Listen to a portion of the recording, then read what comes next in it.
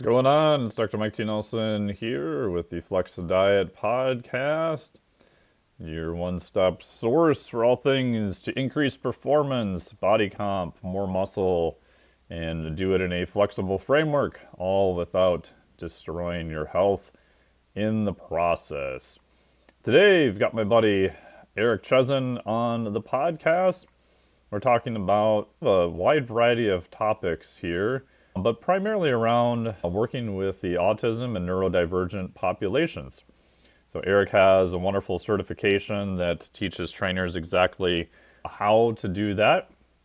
And even if you don't work with that population, I think you'll still learn a bunch of cool tips and tricks here from Eric. I was able to see Eric in person at a mastermind event. Shout out to my buddy Cav. What was that? Almost 9 days ago now. I flew back from there to Oklahoma City and we drove back in 1 day. So my brain is still a little bit trying to process everything, but we are back home right now. And we also start off here talking about our history with T Nation. I first heard of Eric many years ago through Eric Cressy. Eric actually worked at T Nation, funny enough, reading a lot of my articles I published there, and he was on the forums a fair amount, so that was pretty fun. We also talk about gym trends and training observations. If you could wave your magic wand, what would you change in the gym? And then a little bit about what is the autism spectrum and different sensitivities. What are some challenges with it? What are ways that trainers, if they're working with that population, can improve their skills? And even just a little bit about sensory motor processing. And I get to ask him all my crazy questions that I haven't tested out since I don't work directly with that population. So I think you'll enjoy this conversation here. As always, you can get more information from me by going to my newsletter. Go to miketnelson.com. There'll be a little tab for newsletter at the top, and you'll get a daily information to your inbox directly.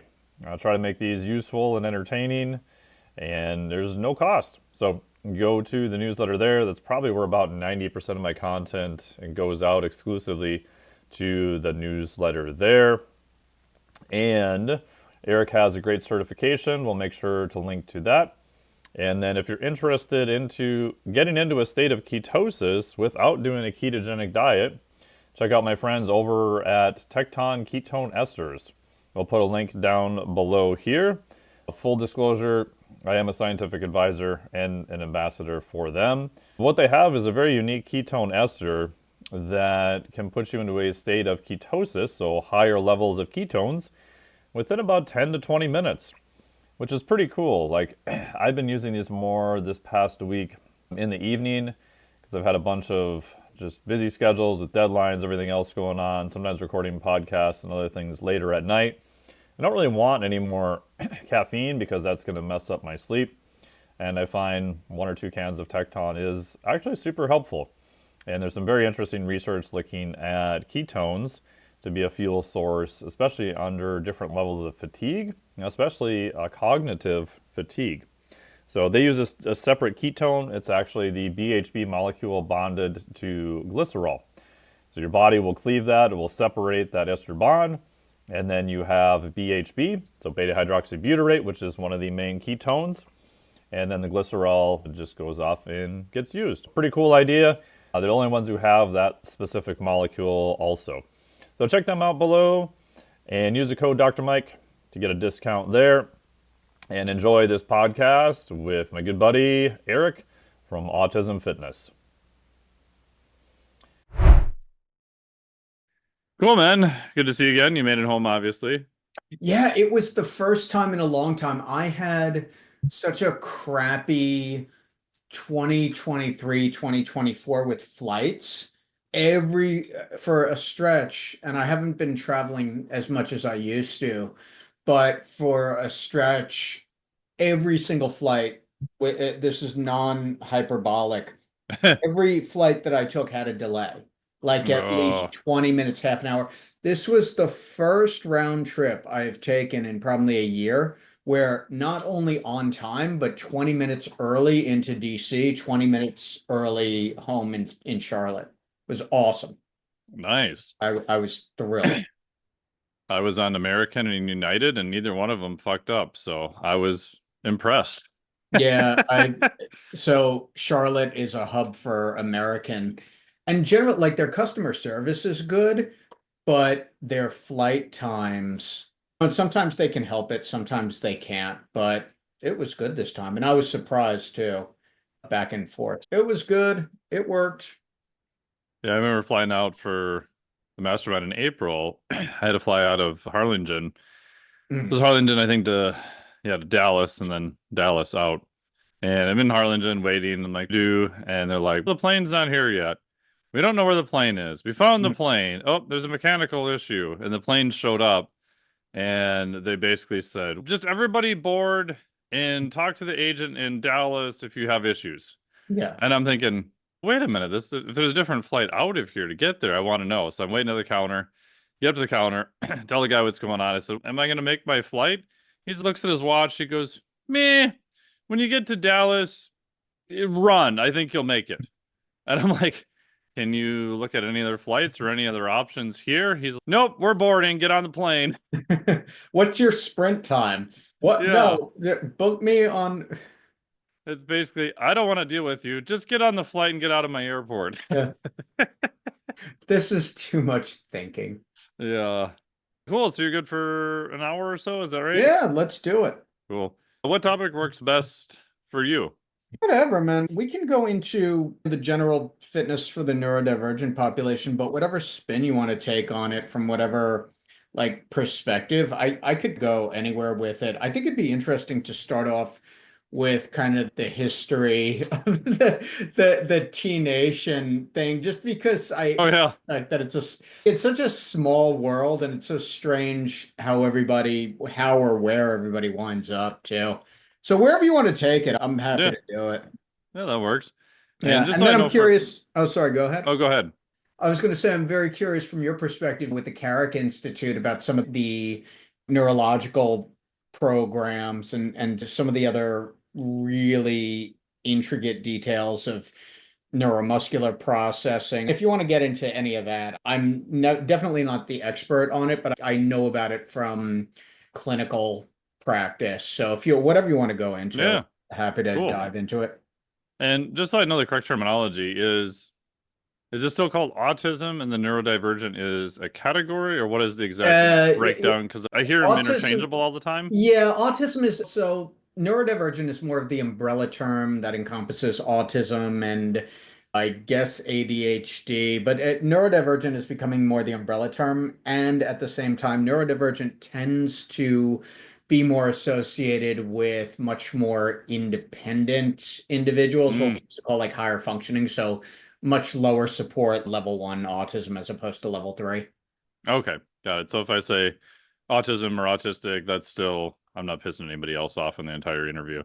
No, we're all going to piss someone off. Okay, that's what I figured. Yeah. So only because it's constantly like changing. Yeah, because when I look at the research, I still see the word autism, autistic spectrum. Like I still see Well, those words used all the that time. that was So the thing for a while too. Like for a while it was nobody was saying autistic. It was person with autism.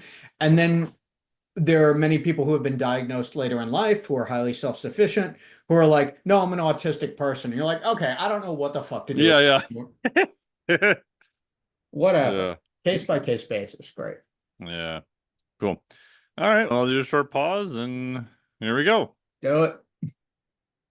And welcome to the podcast. How's it going, Eric? Good, man. Happy to be here. Yeah, thank you so much. I know we've had, it's been a little while to get you on here and worked out good. I saw you in Virginia this Mhm. past, I want to say weekend, but it's actually technically That the was end that of was last last week. week. It was Yeah. actually a week ago. And we had a good chat about how I originally met you was a Mhm. referral from Eric Cressy back in, God, that must have been almost 15 plus years ago. And I don't remember what the referral was for. Neither do I. I don't remember. It was some, anyway, but I remember we had a good discussion over lunch about the old T Nation days because you used to work there back in the day. I did, and originally an avid member of their forum stories, as storied as it may be. And then when you and I met for the first time, of course, the dogs are going at it right now. When you and I met the first time in DC about a year ago, you're working on me with the dolphin because I have some Yeah. other issues from jujitsu. I'm like, wait, what's your last name again? And you're like, Nelson. I'm like, I know you. I've been reading your stuff for years because it comes back to T Nation, as so many Yeah. in the industry do. But I had read many of your articles, and as you mentioned, I was also working for them for a brief period of time as a forum moderator after having been, I guess, one of the most interesting characters on their message board for some time. But it was very interesting to be on the inside of something like that. That was really, they were such a force for really good information in the early stages of the internet. I Oh don't know yeah. what era of the internet that's considered, but you think about the fact that the process of information gathering or mentorship or training in the strength and hypertrophy phase in the late 90s and early 2000s, where you were getting information from was predominantly like magazines or other guys in the gym. And then T Nation comes along, and I don't know that it will ever get the credit as far as how much of a substantial influence it was at the time. Oh yeah. Yeah. I mean, I remember I had finished 7.5 years of college. I decided I was gonna work in the medical tech industry for a while. I had just started going back to school again. I was just taking advanced anatomy and physiology stuff, which later I did for a PhD in biomedical engineering, but ended up dropping out to go do exercise phys. But I remember the articles were released every Friday. So I Yeah. had my lunch period on Friday. We didn't have a gym at the place. And so I would train in the evening. And instead of taking a walk on Fridays, I would print out all the articles in the morning and I'd set them on the side of my desk. And I was so excited to get to lunch because I would go to the little corner, this little hole in the wall, have all my food that was already prepared, and I'd have all like 5 or 6 articles to read. And I just thought that was like the coolest thing ever. I did the same thing. I used to print out. So I originally found them because I was in Manhattan for years and years for undergrad, and then I worked in the city for 20 something years. And I would go into this for anybody who lived in New York City. If you've gone through Penn Station, they used to have these seedy magazine stores. And of course, you'd have the muscle magazines on one shelf and then the shelf right after that. I remember it was like the guns and ammo, and then it was all the X-rated magazines in the back, right? So it was like the vices just kept getting deeper the farther into the recesses of the magazine store you'd go. I remember the hardcover or the hard copy of the magazine, and it was really cool, state of the art at the time graphics. And then they had this website on T Nation. So I would buy the hard copy of the magazine, and then I discovered the website. And man, when you were like 18, 19, 20 years old at the time you're discovering it, it's this treasure trove of information. I remember doing the same exact thing, like printing out the articles. I can Hmm. remember where I kept my black stapler under the desk. I would staple them together and I would just read them. And I had these dog-eared 8 pages stapled together and just go through them and go through them and go through. I remember highlighting stuff also. And that at the time was I would consider that like a almost a at least undergraduate education in strength and conditioning there, at least from a text portion. Oh yeah. I remember seeing like some of Poliquin's early stuff, which I remember him talking about, was it? I think he was the first person I heard to talk about 10 by 3. I know Chad Waterbury talks Mm. a fair amount about it later. 5 by 5. They had the Poliquin principles, which later you find out, oh yeah, all this stuff had been done before. 5 by Right. 5 was probably Bill Starr, and he Yeah. just had put all these methods together and put his name on it. But at the time, I was like, oh my God, there's something besides 3 by 10. I didn't, Yeah. Delorme did 3 by 10 in the 60s or whatever. It was just everyone did 3 by 10 and that's all you did. And We're going less than 10 reps? yeah, What less than happens 10 here? Well, reps. What? but unless you were going to go into some of the academic literature, you were going to go back, or you had halfway decent mentors. That was the only way you found out about this Oh, stuff. And I totally. almost looked at it as a buffer against fitness stupidity. Too. Mm-hmm. Like there were really dumb things, and still to this day, dumb things going on in the gym. I think overall, and it depends where you go, but I'll see much better stuff in the gym today than you would 15, 20 years ago. You're always going to have this stupid stuff, but I see much better stuff also. And it's funny, sometimes you can tell who people are following or who they're reading. You watch them Mm-hmm. do two or three sets, you're like, oh, I know where that's from. Yeah. I'd be curious, what do you see in the gym now in terms of trends you would like to change? So if we give Eric the magic wand, you can walk into any global gym and you can be like, all right, bros will no longer do these things. Yeah, I think there are three things, and I'll use them in a ascending order of generality. All right. Most hyper specific is stupidly heavy hip thrusts, where people are Yes. taking 10 minutes to set up and they're putting like 15 on there and doing 4 reps and getting half range of motion. Like your setup is longer than the 3 or 4 sets that you're doing. The second thing that I see is and particularly with guys, and the age range doesn't matter. I see guys who are 25 doing it. I see guys who are in their 50s doing it, is just using way too heavy a load. Mm-hmm. Way too heavy a load and going half reps or quarter reps or anything. And they're strong, healthy guys, but they'd be a lot stronger, and they will be, from a longevity standpoint, a lot healthier if they cut the weight by like anywhere from 25 to 50%. Mm-hmm. And they're good. So I think going way too heavy. And the third thing that I see, almost as a contrast to that, is just not using enough intensity.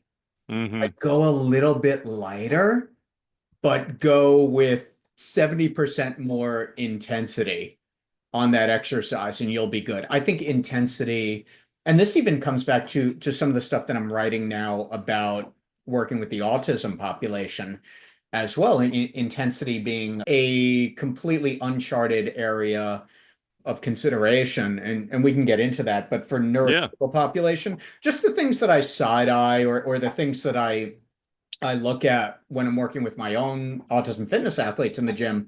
We're in a nice boutique public commercial gym. So I'm looking around, I'm like, okay, this and this. And also, I would add to that, I know I said three things, but the fourth is just a ridiculous amount of variety where Mm-hmm. someone could what I've done, and it's made a remarkable difference in my own training, is probably the most amount of exercises that I'll do in single session is 4, if that, but it's usually between 3 and 4. Makes a big difference in terms of everything. But I think getting a little loony with variety, but when the intensity isn't there, someone's using either too little weight where they're not actually dialed into it, or they're using way too much weight, but you have to find that appropriate range.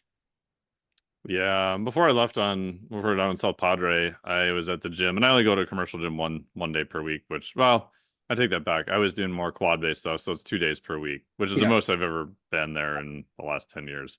Mhm. And it's completely different time, so it's interesting. So Monday is bench press day, of course, Mhm. Yeah. and International bench press day. international. There was a guy who looked like he was doing hip thrust, but his hands were on the bar. Mhm. It was a bench press that came down so fast. I literally thought he was going to crack his ribs. And Nice. then on the way up, the bar was moving about the same height as his hips. Like his hips were almost even with the bar by the end. Mhm. It was very bizarre. And Yeah. then you look across the other way, and the guy is still using the 35-pound dumbbells for a bench press for the past 3 years. All right. And it looks like he's going to take a nap on the bench between each rep. And then, oh, he's going to go sit on the pec deck like a stuffed animal for 5 more rounds. Just like the amount of either too much load or the intensity, if you were to draw a line, like Mhm. doesn't really go up or down at all. There's no almost contrast between someone doing a working set versus resting. And not that you have to Oh, take everything to absolute, raise Mike Mentzer's Ghost from the Dead and go beyond failure on everything or mhm. whatever. But I don't know. It's just weird. Like you don't see much intensity either, which I would agree with you Yeah. on that. You want it, are you breathing heavy at the end of the set? It's a working set. It's your first or second working set. Are you breathing heavy at the end of it?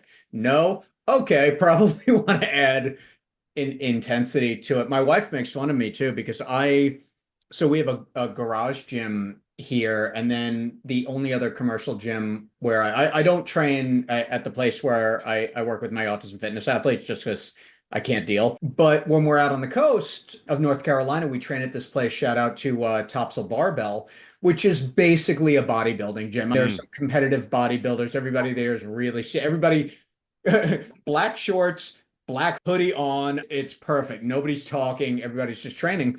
So she makes fun of me because she's trained in a lot of different commercial gyms from New York Sports Club to Equinox.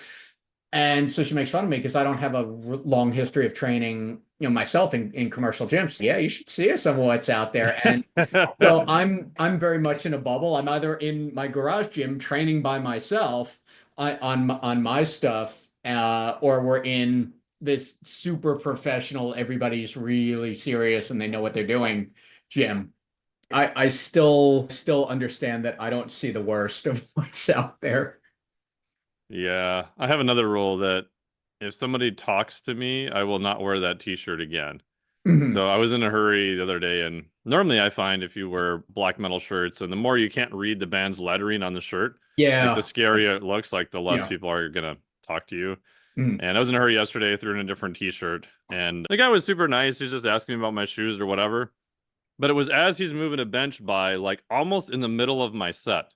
And I thought he was like something happened. He dropped the bench on his toe or whatever. And I Yeah. had my headphones on and he just wanted to talk about my shoes, which is fine. He was super cool about it. But I'm just like, oh, yep, not wearing this shirt anymore again. Back to the death metal shirts. Yeah, it's a fascinating topic. What are the rules of engagement in the gym? If you're asking someone a legitimate question, not like someone hitting on someone else, Yeah. what are the rules of engagement? Because every once in a while in the other gym, I'll say to someone, "Oh, like that."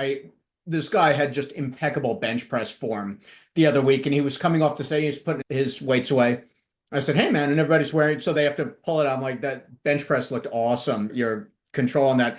And he's, "Oh, thank you. I've been working with a coach and something." So, I, but it's also it's a fascinating foray into the social dynamics of lifters because some people it's do not talk to them, but you have to know the approachability Oh, level. yeah. If someone's powerlifting, you do not talk to them at No. all. Someone who's taking 2 minutes rest in between and they're just meandering through the gym, okay, but it gets nuanced. It's fascinating. If someone is getting really off topic, then it's okay, I've got this next set to do also.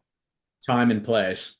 Yeah. Like my buddy Ryan, shout out, we stayed at his place when we were briefly in Austin. And I often joke because I felt so honored when we were in Costa Rica. We were running a study down there that I got to train with him at the same time, which he doesn't let anyone really train with him at all because it's just.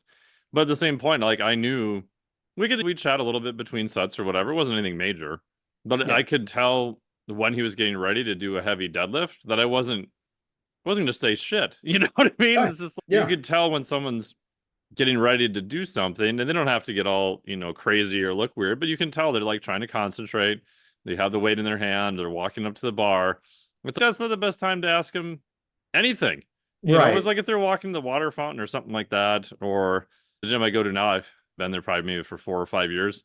There's still like a handful of guys who you see who like lift pretty intelligently and made pretty good progress.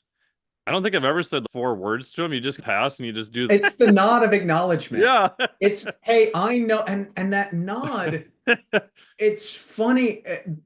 I'm thinking about some of the coincidence or the correlation with the athletes that with my autism athletes also, but those nonverbal communications or the paraverbal communications are so important. Also, the nod says a lot of stuff. If someone just completed a beautiful set of squats and they turn around and you just give them the nod, like they know. One of the this is so off topic, but I once read this interview with Steve Buscemi, the actor, and he lives in New York City, and he was saying that sometimes people will he knows that they recognize him on the street and they'll just give him a nod, and he knows just by the nod that it's a Big Lebowski thing Yeah. because he's been in dozens and dozens of great roles. But he was saying, yeah, some people nod, and I know it's like the Lebowski nod. That's not, I'm paraphrasing, but it's so interesting how things can be conveyed like that.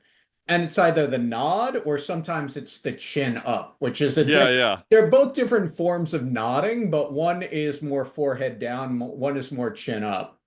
I Yeah. don't know. I don't know. Now I'm going to have to think about that if I'm giving someone the chin. I think the chin up is more of an acknowledgement, and the forehead down is either reverence or it's more of the that was a good job. Or if you see like the chatty Cathy of the gym and you see them coming your way and you just totally look away and don't look at them, whatever you do, Yeah. you just don't Yeah. look at them. Well, that's the beauty of having a phone. You can always look Yeah. look down at the phone. I don't know, did you so I until very recently, and I'm fine with admitting this. I have no problem. For the longest time, I was just still using my old iPod Mm. when I was training. That's where I had all my music. And then finally I broke down and said, okay, I'm just going to use my phone. But now I also use so I use the RP hypertrophy app, which Oh, I nice. love. Yeah. I got Shout it out to beta tested Dr. it. Mike and Nick and those Yeah. guys. Awesome Um, dudes. yeah, I love the app, but it's only been in the last, I don't know, I guess 2 years that I've had my phone with me when I train. And so sometimes in between sets, I'm looking at Instagram or I'm answering a message. And I'm like, this I would have never done even 3 years ago Oh, or yeah. 4 years ago. So I think it's introduced something completely different. And now you go into a gym and everybody's on their phone, and maybe they're on their training app, or maybe they're going through music, or maybe if you see them for 5 minutes, they're definitely not on their training app. No, I'm one of those weirdos where is this my old one? Yeah, I have little notebooks like this that for years. Oh, yeah, here's my other one from Yeah. this past year that I write stuff down by paper because it's just so much faster. I can flip back, especially traveling a lot. Like now I've been in the same gym sometimes, even in April and November when we're traveling. I can look back to the same gym, the same time period, and see because the equipment's a little bit different, whatever. Mhm. And most of the time, I will try to have a podcast or music usually downloaded, and then I'll try Mhm. to go offline Mhm. where I won't have to listen to anything. The only thing that annoys me about that is I sound like an old man ranting here. I have a subscription to Sirius XM, and so I Yeah. like So, listening to Liquid Metal. yeah. And Yeah. Yeah. unfortunately, I don't think you can download the live show. So that's my only little pet peeve. Yeah. But most No, of the time, I try. Turbo is great. Turbo's great. They got a bunch of great stations. But then I try not to look at my phone again and just turn all notifications, turn everything off. And in a perfect world, I'd say probably 80% of the time, I just go into offline mode. And Mhm. the other best thing I bought was, I don't know if I have them here, was 2 years ago, I broke down and bought a pair of the Bluetooth, the wireless headphones. Yeah. Mhm. Because for years, I would just rip out like the small ones would never stay in. So I had the old school, like 90s Sony Walkman type things that would get Yeah. all Yeah. Yeah. disgusting with Mhm. the cord. And then I'd have to run the cord through the shirt. And then Yeah. when I started using my phone for it, I'd put it in my pocket and it would fall out and rip the cord end out. And yeah, I wish I would have gone to just wireless headphones way sooner. I actually like the jawbone ones because I don't like anything in my ears, and Oh, it yeah. always falls out. So I like the ones that fit over. I also like to be aware of what's going on, like ambient noise or Oh, anything sure. going. If someone's gonna drop a plate on their toe or something like, I like being aware of what else is going on, and just some of the studies that have come out about the long-term effects of earbuds or having anything in your ear dialed up to a certain amount, but I'd just rather not. And I've never found it comfortable. And I wouldn't say hypersensitive, but I'm sensitive enough that I don't like anything in my ear. Yeah. And related to that, with the population you work with, so obviously you're working with people with autism, you have a whole Yeah, certification for it. yeah. I guess the question I have is at first, do you think autism is more of a spectrum? I'm assuming you would agree. Yeah. And then I feel like I have some clients, maybe not so much currently, but definitely in the past, who I feel like had more autism tendencies from Mhm. being not ADHD, but being very sensitive to certain things. And I didn't notice this until Sure. more when I was training in person.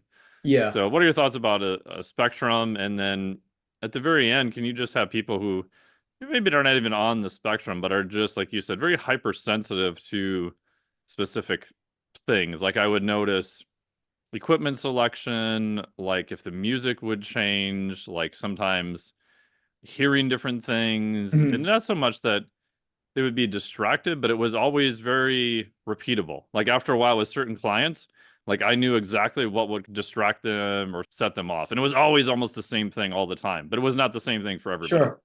Yeah, it is a spectrum. What's become one of the most fascinating, and I think to an extent also frustrating, and I can qualify those things if needed about the autism spectrum, is it's definitely broadened both from the diagnostic criteria, and you can go through the whole thing, but basically there were essentially two categories 20 years ago or 30 years ago, where it's like high functioning autism and then on Asperger's and then low functioning autism. And there are problems not just from a semantic standpoint with those, because they really don't give enough information to be useful or meaningful. And now in the D4 or 5, I think it's 5 with the text revision. Now there are three levels of autism. You have level Mm. one, level two. So at level one, someone who needs a little bit of support. And then you have at level three, someone who needs almost full-time waking support.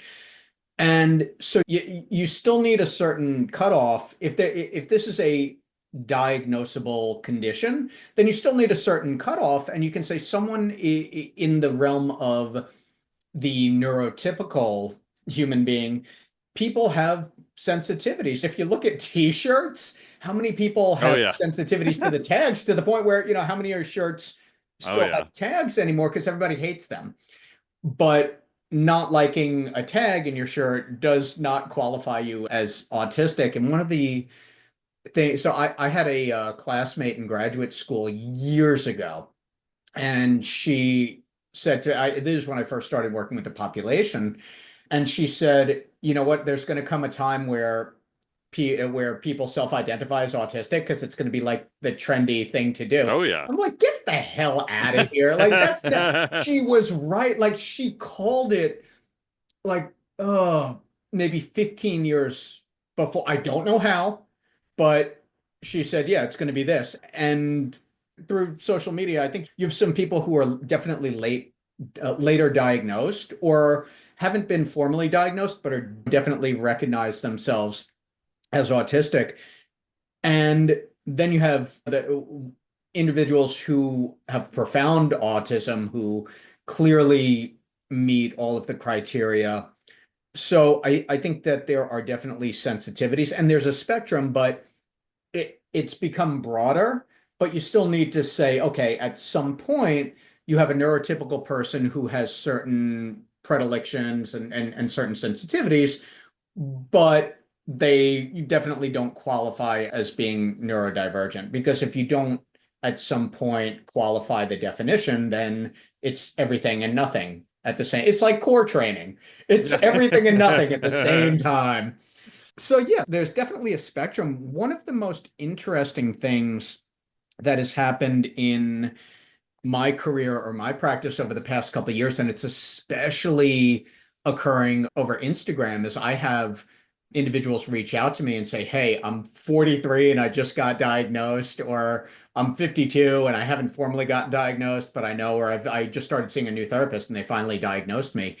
And it's interesting. And I think it it becomes so personalized because some people will say, "Oh, I hate the diagnosis because of the stigmatization," and then I get people who I love being diagnosed because finally all of these different things make sense to me also. So anything else, you have to take it on an individual basis. You have to take the general practices and then you have to individualize them in as much as, okay, great. You're autistic or you self-identify or you've been diagnosed. All right, what do you need? That is the follow-up question is what do you need? Someone with profound autism needs a lot. They need behavior support and they need activity of daily living training and they need support in hygiene and toilet training and all these other things. They need that support. Someone who is more self-sufficient, then the question becomes, okay, you self-diagnosed or you got a late life or midlife diagnosis. Okay, great. What do you need? That's the question then. I've had people say, I'm autistic. Now what? I don't know. Now, what do you need? Yeah. What do you need? Yeah, it seems as the outside looking in, almost like it's I don't know if trendy is the right word, but I think everybody wants to put themselves in a category. If you have something wrong, you want to go to a doctor to tell you what it is, even if they could probably cure it. You'd still want to know, well, what is it? It's unacceptable to be like, we're not sure, but we can get rid of it. Oh, no, I Yeah. need to know what it is. Well, we could get rid of it. No, don't worry. But I want to know what it is. Yeah, absolutely. Which is interesting that it's almost paradoxical because oftentimes when there's something going on and you want to know, okay, has this happened before? Have other people experienced this? Are there people who have expertise in it? What is this thing? And then there's also the individualization. Like I want to be a part of this and I'm also an individual. So you want to be a part of a group because it lends towards a greater understanding of this compartmentalized dynamic or thing of which you are a part. And then the label thing gets interesting. I think often, and this is with anything, when you start categorically defining yourself as just that label, it is a depersonalization because there's probably something going on where there's an issue with other things in that person's life. Like people who look at political polarization. I identify as this. Okay, great, but who are you? Because Hmm. that's just a laundry list of of things of different political or social viewpoints, but who are as a person. And I don't think this necessarily happens a lot with autism, but you have to figure out where the line is between a sense of belonging and then the act of escapism.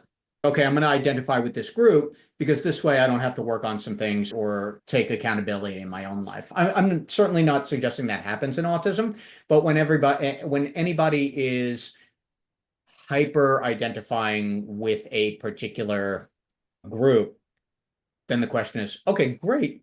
You're with this group. Now, separately, what about you? Do you think some of that comes down to awareness and even like you said, what is your need, like wanting to change? So I can think of a few friends like who, Yeah. again, they may or may not have a formal diagnosis, but you can see patterns and they're all pretty high functioning. And one of my friends in particular realized the tendencies that he had, but he was very cognizant about changing it, to Mhm. the point where I've known him for 15 years. He's still the same person, but his interactions with other people and in other situations is way better. But Mhm. if you talk to him, it's something that he knows he has to do. It's not something that comes to him as a reaction, right? It's still Yeah. a very kind of conscious thing. And I have other people that I've met where you're like, holy crap, you definitely seem like you're on the spectrum and Mhm. you have no idea at all. You Yeah. can't figure out why these patterns keep showing up Yeah. all the time. Which again, Yeah. we all have these tendencies, and it goes Sure. back to, I think, wanting to figure out if they give me a label or something, then maybe I know what direction to go. But like you said, I think it depends on what do you need and what do you want to change? What is the reason for it? Yeah, it gets into some intricacies. And the thing I think of first is you have the individual, and then you have the individual in society, and then you have how the individual interacts with other people. For example, you can have, and this is certainly not something that is limited to the neurodivergent population, but you have someone who's, oh, I hate to shower. I never want to shower. It's like, all right, that's your autonomous choice, but at the same time, it's going to create some problems for you Hmm. interacting with other people as well. Now, if you have someone who is neurodivergent and is also consciously making that decision, then the question is, okay, is someone who cares about them going to say, hey, this is something that you might want to consider, because even though they're aware of it, they may not be aware of that impact. And then you have someone who's diagnosed at, level 2 or level 3 autism, who may we may not know, but they may not be conscious of the fact that showering and bathing and hygiene is essential for health and also interacting in a positive way with society. And I've certainly worked with some of those individuals in that case. Then it becomes more of a responsibility of the caretakers in an ethical and caring way to implement that type of programming into that person's life. It depends on the individual, but then there are also certain life skills. And then you get the memification of everything, where someone says, for example, oh, my autistic child, or my autistic kid or teen, they're an individual, and like everything, of course it's hyperbolic because it's social media, Hmm. but oh, whatever they do, it's fine. Like unconditionally, whatever they do is fine. Yeah, what if they take all their clothes off and run out into the street? Because that's a thing. Yeah. So you have this constant back and forth and interplay between the individual and then society. And then also, I think it comes down to respecting someone as a human being. Like if I care about, I've had plenty of athletes where they're in the bathroom after a session or something, and I see them washing their hands, and I'm like, no, no, no, like we're gonna work on hand washing right now also. Those kinds of, and I've worked in programs also where that is actually something that we're working on, is that hand washing. That health and hygiene and interaction component is really important as well. Something that we take for granted, I think, in the neurotypical population. And to say that we don't respect different populations enough, well, okay, that's fine. It's not fine, and we can do something about it. But that's where ethical practice comes in also. What does this person need? What do they want? And how do we balance that out as well? Even in terms of like scope of practice, yeah. If someone has more of the higher needs, is it generally harder for them to, I would say, maybe learn new things, or is there something going on where it's harder for them to just get the necessary inputs? So it's not necessarily a brain plasticity or changing. It's maybe they're just not seeing the world the same way we see the world. So it's not an inability to change. It's Yeah. they don't have the input maybe, or they're not getting the sensory input to realize, hey, maybe washing my hands. Oh, my hands are dirty. Like it just doesn't Yeah. register. That Yeah. Oh, makes sense? yeah. Yeah. Yeah. I think all of the above. Yeah, yeah. It's probably never If that you're easy, day, black and I white. think, yeah, it's the perception of the world. It is the sensory motor processing. It is the cognitive functioning. It's the neuromuscular functioning. A lot of what I work on with more of my high support athletes is eccentric control Yeah, in that was my any next move, question. like really profound difficulty controlling that eccentric range of motion. And even that, sometimes it's difficult to tell. So for example, the methodology that I developed for the certification of my practice is called the PAC profile, so physical, adaptive, and cognitive. So if we're taking something like a squat, a lot of the athletes that I've worked with over the past 2 decades, if I demonstrate a squat for them, and we always start off with a box, so we're squatting to a plyo box or a bench.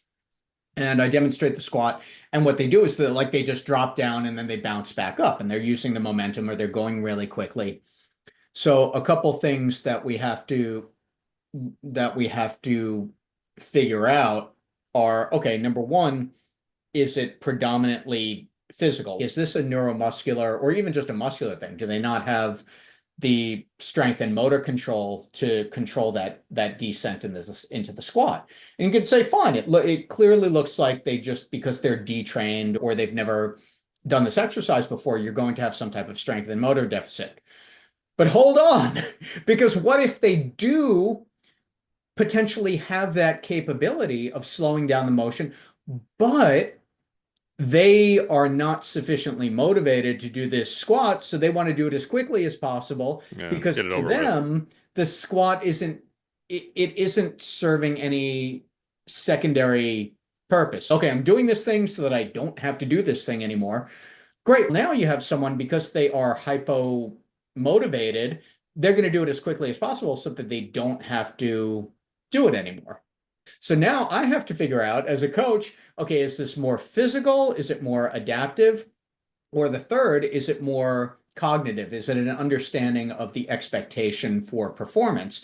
Is it the lack of being able to discriminate the difference between slow and fast? And so a lot of it for the autism population comes back to what I think about my role sometimes is I am building in meaning for things that are otherwise completely abstract. Mm, Because the question of like, you or I walk into a gym and we're like, yeah, I'm training. Well, if it's Monday, we're obviously benching, of but course. no, I'm training legs today, or I'm hyper specific. I'm training predominantly quads today, whatever. There are three reasons why anybody strength trains, right? It's body comp, lose fat, gain muscle. It's sports performance, right? And I'm not saying these don't overlap too. I'm sure Yeah, yeah. anybody who's training for sports performance wants to look good too. Or it's like daily skills, right? I don't want to have back pain when I pick up my kid. I don't want to, that kind of thing. Or I don't want to huff and puff when I go up and down the stairs, all that stuff. So those are the three, I see those as the three quintessential reasons why people strength train, right? Now you have one of my athletes, one of my mid to higher support athletes, and oftentimes I don't have any good indicator that they have any idea why they're in the gym. This environment, this person, these movement patterns. So what I have to start doing by way of a lot of the positive behavior support is I have to scaffold everything with the meaning that they don't have, because to them, I'm just having them do this thing this many times and then they're done doing that thing. All right. And that's the abstraction issue. And it's a big one too. You can't bypass that and say, we're just good. You want to, you want anybody you're working with to be an active participant in what you're doing. I want them to have some sense of enjoyment too. But oftentimes that's going to be built along the way, because initially it's, okay, I'm going to do this until you tell me I don't have to do it anymore. And then I'm going to take a break. Yeah. No, that's very good. I like the layout of that. If if it's the first case, so it's more of a, let's say, neuromuscular type thing. Have you played with I'm just thinking about ways to increase more proprioception. Have you seen like the ARX machine where it's like a hydraulic type machine you're pushing against? So imagine like a leg press, Yeah. but you can set the machine to move at whatever rate, and Mhm. it has a force plate in it that tells you how much you're outputting. So you Yeah. could do like a 6 second eccentric where it's coming down, but you can program the range of motion it's going to do. I'm just curious if you did something like a heavy eccentric, but there it's a Yeah. very safe range Yeah. of motion. Would that be better for someone because they would get more feedback or not? Is it not? Or maybe there's something else going on if they just have more on the neuromuscular side. I don't know. I think it would be fascinating. And it's not something that's one of the areas I've not entered, but I would definitely be interested in doing something like that. So much of my career was on, when I started out, I was doing predominantly like in-home Mm, work with a lot of my athletes. So I had to be super low tech. Yeah, yeah. And so what I found was that I needed to figure out ways to modify a lot of these fundamental movement patterns. So how do I take a squat or an overhead press or a push up or a band row? Only because I didn't have a cable row is always going to be, whether you're using a cable stack or an anchor or anything else, is always going to be superior to a band row. But when I'm working in someone's home, I don't have the luxury of a cable stack most of the time. So I had to go super low tech and super portable. So a lot of the protocols that I developed were out of necessity. And okay, what could you do out of a mesh training bag with a couple of soft dumbbells and some sandbells and medicine balls too? What I found most of the time, specifically with our like compound movements, pressing, squatting, pulling, was supporting the athlete from the physical perspective meant one of three things. Either we were going to modify it by reducing range of motion on something like a squat or a push-up, and gradually building up the range of motion too, because we don't want to live in limited range of motion, or providing some type of supportive prompt, like just a mirror prompt, standing in front of athlete, raising my arms up as they were raising their arms up. That would help with something like range of motion, but it's Mm, not necessarily going to help with something like motor control, where we want them to do a 2 or 3 second eccentric and then a more powerful controlled concentric. And the other thing is, I think you had mentioned earlier the whole proprioception thing also, like proprioception or kinesthetic awareness. You know, sure. as you get away from center line, it becomes more. This is one of the things that I think is one of the most profoundly interesting areas of study with respect to movement for the autism population. As you go more distal to proximal, like you're moving the extremities out, the motor control starts going all over the place for Yep. a lot of athletes. So what's going on? And this is not, it's my area of interest, but definitely not my area of expertise. What's going on from a neuromuscular perspective, where as as the arm is moving away from the body or the leg is moving away from the body, what is going on where that signal is starting to get, in highly technical terms, starting to get scrambled a little bit, and the athlete has a great reduction in motor control. Because I've seen that throughout my career with a variety of different athletes. And what I find really compelling is it doesn't always it's not always the highest support athlete. Like my athletes who need a lot of one-to-one support, and my athletes who come into the gym independently and are talking the entire time. Sometimes I see the same motor control issues between those two athletes also. So it's not always an issue of cognitive capability. I think there's that separation of cognitive processing and then neuromuscular processing.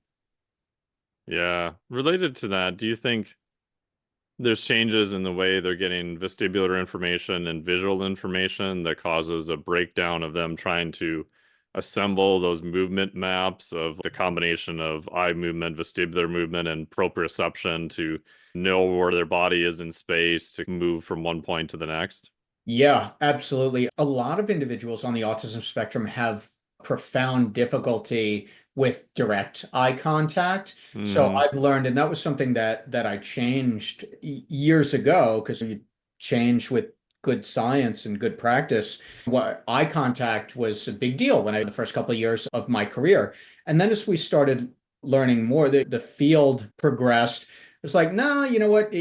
For a lot of individuals, it's almost painful to make that direct eye contact. So an individual looking at me peripherally, if they're picking up as much as they can of what I'm doing, I'm demonstrating like a band row or a cable row or whatever, they're side eyeing me, but they can pick up a lot more information peripherally than they can, directly, or they'll talk to me and they'll be, looking up in the air. So really, I'm looking at it performance based. Okay, they're looking at me from the side, but they can see everything that they need to see. And then I think, again, there is a distinction between the what the visual processing and then the kinesthetic performance, because they could, this is all theoretical because I don't know what's going on in their head. They could see me perfectly clearly, watch what I'm doing, and then attempt to imitate it, and it still breaks down in Mm. performance simply because they don't have that neuromuscular control. So at any point in that chain of, okay, they're watching, they're paying attention, they understand, they have the video of what I was doing playing in their head, and it still breaks down. So where Is do I go from there? yeah. And correct me if I'm wrong, I think the ability to focus is not necessarily just limited to human faces. It's pretty much any sort of objects. Is that correct? So it's more of a Yeah. eye focusing, processing, not, I guess, lack of a better word, a fear of looking at people or looking at faces or anything like that, correct? Yeah, it's tracking, and to bring it back to something we were talking about earlier, it's sensory, it's stimuli. So if looking at something head on and directly is overstimulating, then you turn to the side because now I can't do this 100%, but I'm good if I get like 30%, and this way it's not overwhelming, so I can get more information. So it's a compensation, but at the same time, it's a valuable and definitely a workable compensation. Is it better sometimes then because if they're getting too much information, is it better, for example, if you just um described an exercise and told them to close their eyes, like if you cut some of their visual or they cut some of their inputs, or for example, have them put earplugs in so they're not hearing you, but you just demonstrate what to do. If you purposely limit some of their inputs, does that increase the clarity of how they could replicate it or not? Does that It, make it, sense? yeah, oh yeah, absolutely. It's a great question. So what I have found, so I've had athletes who have noise sensitivities too, and I think Sure. we were talking about headphones earlier. Some of my athletes will wear noise canceling headphones, and it does wonders for them Yeah. as well. The visual component, cutting out the visual component is difficult, and a lot of, again, some of the athletes that I work with who would be diagnosed level 2 or level 3 who need a high amount of support, even if I said close your eyes, they may not necessarily be able to do that or Sure. to appreciate it. So I have a general practice, and this is something that we teach a lot, like this is over and over and over again in the certification, called label, demo, do, and cue. So the process is we label the exercise. So we tell the athlete, okay, we're doing a band row. I'm going to go first, and then you'll go right after. So the labeling is just to give them the name of the exercise so that we have continuity of, okay, now they're developing a working knowledge of what the name of this exercise is so that they can replicate it or memorize it at some point. And then the demonstration, the biggest mistake that can be made, I think this is true with the neurotypical population, but so much more so important with the autism and neurodivergent population, is overcoaching. And overcoaching Hmm. is over explaining stuff like I hear stuff like, okay, you're gonna do a band row. So first what I need you to do is grab the band handles with your hands, and then you're gonna back up, and then you're gonna root your feet, and then you're gonna look right ahead and pull your shoulders back, and oh no. So the label, demo, do, and cue is the antidote to overcoaching, because okay, just demonstrate the exercise. You can go slowly, give them the visual component, and then the do and cue is as soon as you demonstrate it, do 5 reps, 8 reps, whatever, hand it over to them and Hmm. see what they can do. If they can't do that, it's unlikely in my experience that they're going to be able to replicate it at perfect form, using the term perfect as in appreciably good. They will Being with, replicate what you yeah, showed. exactly. Okay, great. Now I've seen what they can do, so I have a baseline. How do I need to modify this? Do I need to provide some physical guidance? Am I just doing some visual cueing? What do I need to do here in order to support this athlete doing the exercise, not perfectly but to the best of their current ability level?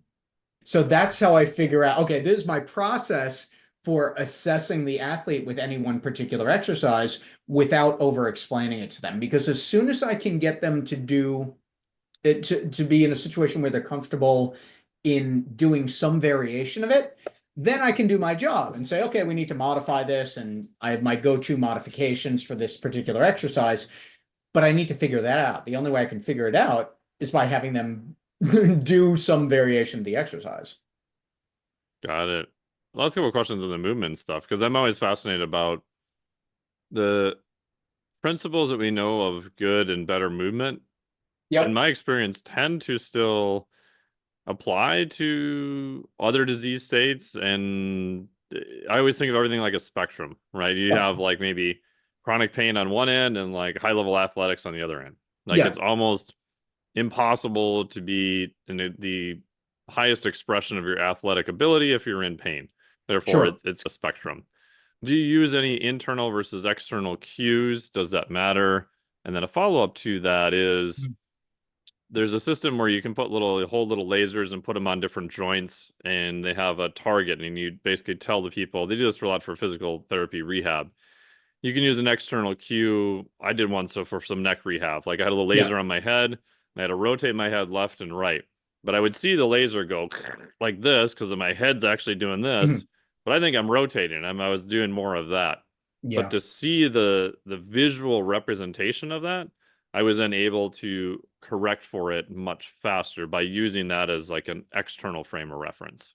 Yeah, I think it would be hyper dependent on the individual. And a lot of it comes down to one of the biggest challenges across the board. And I hear about this from a lot of highly independent and very capable individuals who have been diagnosed on the spectrum. These are some conversations that I have. A lot of issues with abstract thoughts or things that are not very literal. So, for example, some of the reason that I don't like using a lot of verbal cueing with my athlete is analogous language usually lands flat. So Right. if I say to my athlete, run as fast as a cheetah, not that I have my athletes do a lot of running, just for the sake of the analogy, or push this like it's a fireball, that like this Yeah, it gets lost. is going to get lost. I would think that there is a certain small percentage of the population, as with the neurotypical population, that would respond well to that.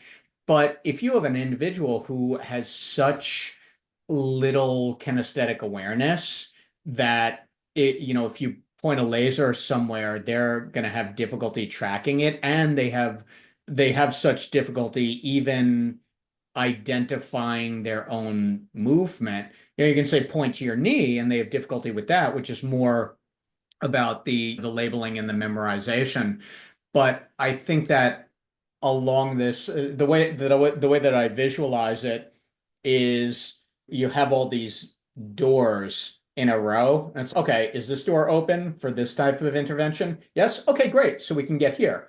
But now we have this door. It's okay, we can't get past this steel door here just by way of some of the challenges, either cognitively or neuromuscularly too. So I think in some case, I think it would be a highly interesting experiment, but have to be very selective with the individuals, especially if a lot of the athletes that I work with are prone to dysregulation. So they'll get Mm. very easily distracted, or either internal states or external stimuli, either light or sound or something is going on internally and they need to self-regulate. So if I'm trying to set up a situation in which I want an athlete to focus more, and I need that extra 8, 10, 15 seconds of setup time in order to get them to focus on a laser on a wall or somewhere else, I oftentimes don't have that luxury. And then secondarily to that, now I have to build in a training protocol to get that athlete to focus on the laser in order to, so it almost messes up your test because you're teaching them to take the test so that then you can use the test to augment the training. So it winds up getting sticky. Yeah, that's what I didn't know, and I've never tried this. Yeah. On one half of my brain, it was like maybe you could give a more literal cue of hold the laser, point at target, but then Yeah. you're integrating more information, and you're assuming that for example, your visual platform is stable, and you're expecting them to do almost like a higher level stimulus at the same time, so that may actually go the wrong direction. Oh yeah, absolutely. I have learned that the more intricate and detailed the plan or the intervention, the more subject it is to failure. Oh, I sure. take that's why I take a very like an Occam's razor approach to everything. Like I just want the simplest and most effective way to get an athlete to squat or to press or to do a push-up. And sometimes the questions that I get are, oh, what about some of the corrective strategies for this? Or what about putting a band around their ankles? And what about I don't deal in what about this? What about I'll answer those questions, but no, I want them to squat, so I'm just gonna I'm just gonna reduce the range of motion because the other issue that is often at odds with development or performance of anything for the autism population is generalization. Like, how do you develop a skill in one setting, whether it's socialization and communication, or whether it's a skill of daily living? How do you take that, develop in one environment, in one situation, and utilize that in a variety of different Yeah, so situations? I mean, transfer skills. ultimately, that's what I'm trying to do with exercise. Like, it's not about, for my athletes, it's not predominantly about body composition or sports performance, or it's about activities of daily living and making sure that this individual is safer and more effective in their daily life. Yeah, so like in the sports world, we would call that transfer, right? Because you Yes. don't Yeah, want same thing. someone to just be amazing Yeah. at doing squats now. You want them to, okay, can you take that skill into your life? Does that help an activity of daily living, interactions, etc.? And a little bit I know about the autism spectrum is it seems like the transfer component is very difficult. It seems to be very hyper domain, literal Yep. specific for whatever reason. Yeah, yeah, absolutely. And that's one of the big components of like early intervention. I don't typically work with younger individuals. My age range for my own one-to-one practice is teens and adults, even into geriatric. But a lot of the early intervention with speech and OT and behavior therapy and then a little later physical therapy is generalizing developing a skill in one setting, but then having it show up in different settings because that's where it actually has value. Someone being able to say, hi, my name is from across the table. Yeah, great. But we want someone to be able to execute that in the real world. And strength training is no different. I don't want someone to be better at squatting for the sake of being better at squatting, unless they're a power lifter, which I'm obviously not working with. But I want them to squat so they're safer and more effective in their daily life. And that's where, again, this whole idea of meaning, making it meaningful for them also, because they're not coming to me for body comp for the most part, every once in a while, but or sports performance. Like, all right, what are the conditions and what are the variables that I need to take into consideration to to help this individual perform at the best possible level in whatever they need to do on a daily basis, both proactively and preventatively. Yeah, one of the other kind of pretty crazy thoughts I had on that was that on certain type of psychedelics, you can almost get synesthesia, where you've got different parts of your brain overlap, and you can. Some people have it naturally. There's a fair amount of artists that have it naturally. So one of the guys I follow, I used to be in a band called Strapping Young Lad, Devin Townsend.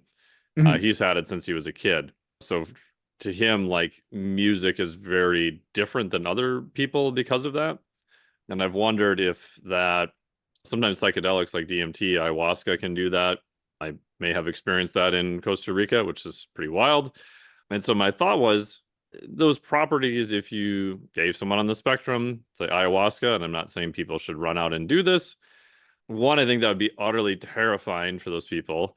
Most And likely. and two, would it even work? And I found some studies from like the 60s and 70s that they did just Back that. when they didn't have to worry about IRBs. Back when IRB wasn't really a concern. And unfortunately, the results were very inconclusive. The studies were not well controlled. There's a whole bunch of issues with ethics aside, Right. methodology, etc. But It does make me wonder, like in the future, if we can isolate more of the compound of the specific thing we're looking for, and especially with more early intervention, are there ways, maybe even biochemically, we could start to increase that ability of the brain to do some of those type of transfer type functions, maybe in things outside of just sensory input too. I would preface it by saying that's well outside the scope of anything Oh that yeah, this I've is even like way out thought about. there But and no, as a hypothetical. premise, that's fascinating. Yeah, I don't know where you'd even begin with that. There are parents out there who have had a lot of success with certain cannabinoids as far as sleep regulation. Yeah, I've seen that. Yeah, yeah. And a lot when other things, even like melatonin, have failed. That's definitely not my area. Start the I proposal get to to see any like all the university. feedback, all the The DMs I'm proposal gonna to any get now. university. I'd like to read that. Oh, hey, here's what we want to do. We want to take 20 neurodivergent teenagers and Yeah, because I did I think it was a meta-analysis of this for the Carrick Institute. I'd have to remember if it was this year or last year. They all yeah. tend to run together. And they Mm. did talk about some of those early studies that were done. And yeah, they couldn't really make heads or tails out of them. But the fact that they actually did those studies, I was both horrified and intrigued at the same Yeah. time. Looking at it, they shouldn't have done this, but let me see what the abstract has to say in the conclusion. Yeah, I think also it'd be so difficult, even from the coming into the conclusions, if you have an individual who is nonverbal Right. or How would you know? predominantly nonverbal, or like how do you Yeah. what are your mechanisms for feedback Oh, and yeah. consent and all those Yeah. things? And even evaluating what they're going through. Like Yeah, all the I signs we normally use to see sure.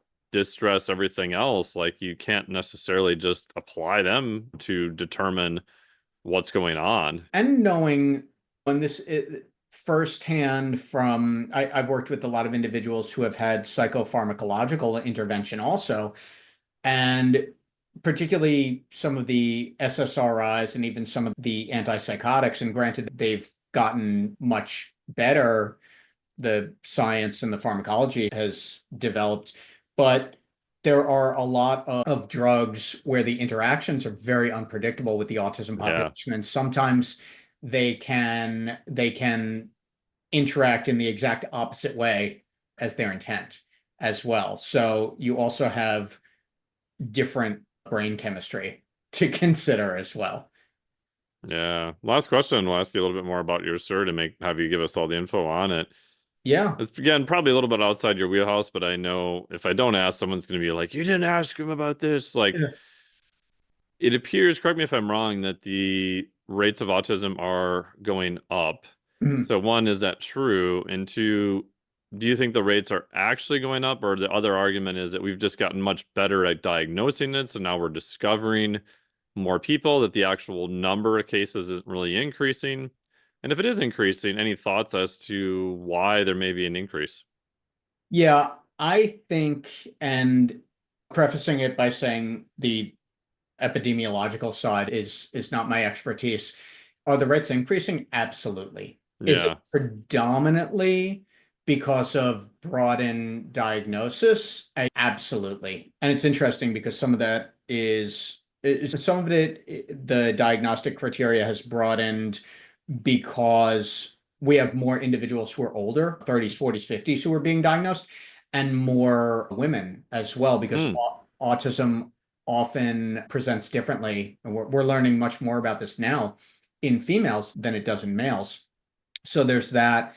And then, then there's also a percentage increase in the fact that there are more children being early diagnosed at 2.5, 3, whereas normally in the past it was like 4 or 5. Hmm. That definitely. And then there's this other X factor that accounts for a percentage increase that is not necessarily directly correlated with broadened diagnosis. And what that is, it's so difficult to tell. And the genetic research is still very much, it's certainly increased exponentially, but it's still in its infancy also. And then looking at different environmental aspects also, but we're exposed to so many. You look at environmental insults like plastics and PCBs, and is it this? Is it that? And there have been so many more things that have been ruled out. Everything from like power lines to, for a while they were looking at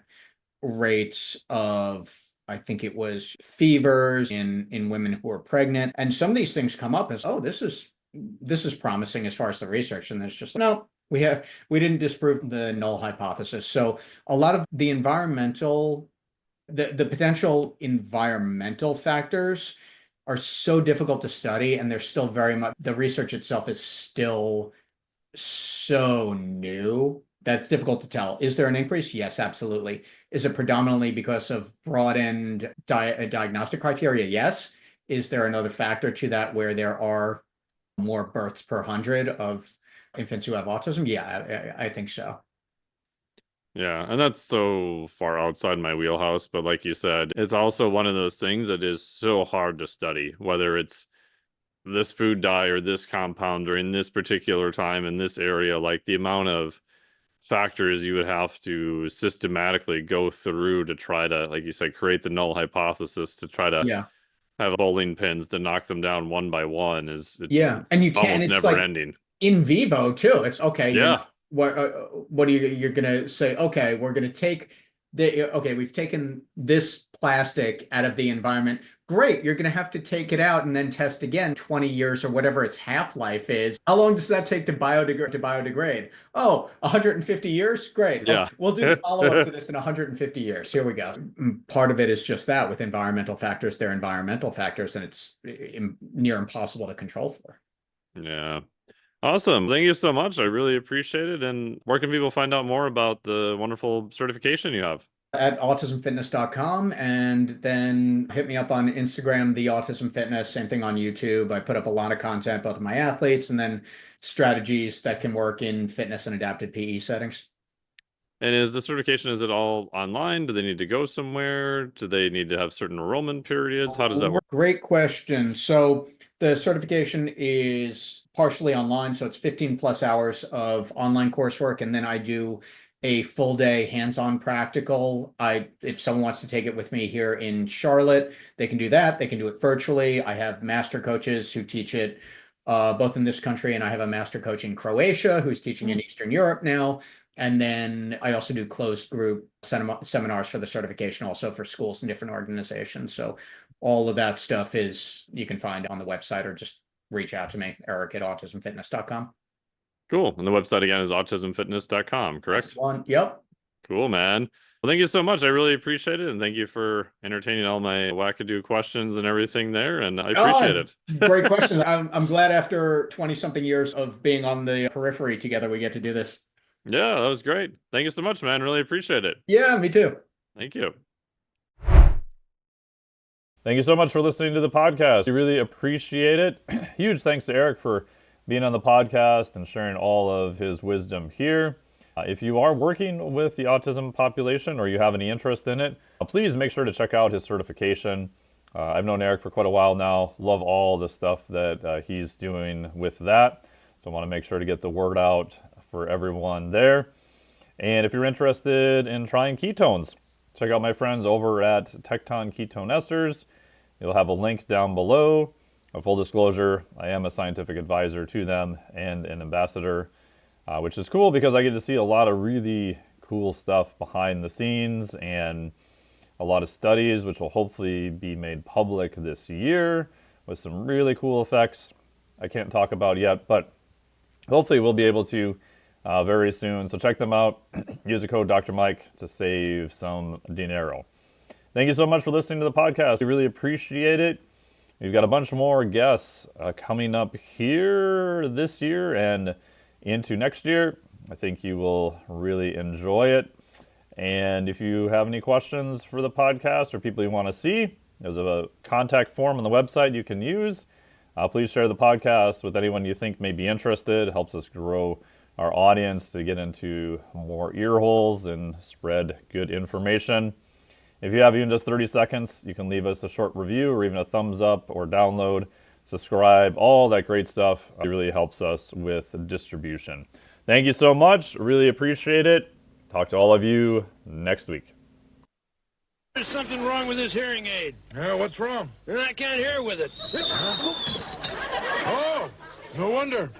It's too far away. This podcast is for informational purposes only. The podcast is not intended as a substitute for professional medical advice, diagnosis, or treatment. You should not use the information on the podcast for diagnosing or treating a health problem or disease or prescribing any medication or other treatment. Always seek the advice of your physician or other qualified health provider before taking any medication or nutritional supplement, and with any questions you may have regarding a medical condition. Never disregard professional medical advice or delay in seeking it because of something you have heard on this or any other podcast. Reliance on the podcast is solely at your own risk. Information provided on the podcast does not create a doctor-patient relationship between you and any of the health professionals affiliated with our podcast. Information and statements regarding dietary supplements are not intended to diagnose, treat, cure, or prevent any disease. Opinions of guests are their own, and this podcast does not endorse or accept responsibility for statements made by guests. This podcast does not make any representations or warranties about guest qualifications or credibility. Individuals on this podcast may have a direct or indirect financial interest in products or services referred to therein. If you think you have a medical problem, consult a licensed physician.